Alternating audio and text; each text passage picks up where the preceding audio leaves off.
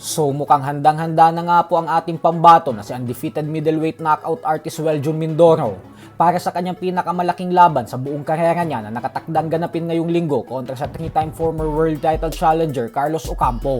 Sa latest upload po kasi ni Mindoro ay makikita natin kung paano niya ni-knockout ang kanyang sparring partner sa pamamagitan ng isang solidong body shot.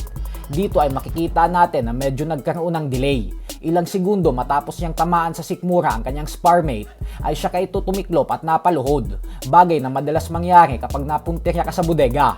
So sana nga po ay magawa ito ni Mindoro sa linggo dahil hindi na bago kay Ocampo ang mga power puncher at knockout artist na kagaya kay Mindoro. Dahil natikman niya na ang bagsik ng mga kamao ng mga world champions kagaya kina Sebastian Fundora, Errol Spence Jr. at Tim Tszyu. Kaya hindi talaga ito masisindak sa ating pambato. Pero ganun pa man ay pagkakataon po ito para kay Mindoro upang patunayan sa lahat na hindi lang siya isang hype. At bagkus isa talaga siyang lehitimong world-class boxer na may malaking potensyal maging isang ganap na world champion balang araw.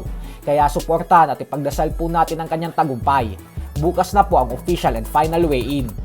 Sa kabilang banda naman mga idol ay hindi nga po natin maikakaila na dahil napakatagal na ng huling beses lumaban sa 147-pound welterweight division ng British boxing superstar Conor Benn.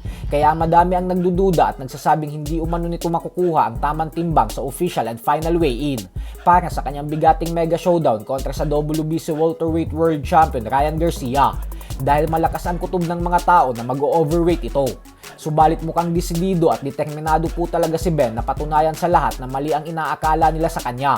Ito po ay dahil sa latest post niya ay makikita natin na sobrang batak na ng katawan nito at napakalaki na ng binawas nito sa timbang.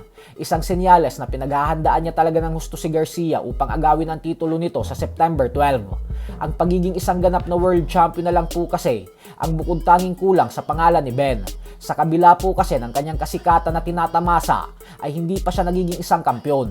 Habang si Ryan Garcia naman ay binabalaan ng mga analyst na huwag masyadong magkumpiyansa at siguraduhin umano nitong nagseseryoso ito sa training camp niya upang masigurado na hindi siya masisilat.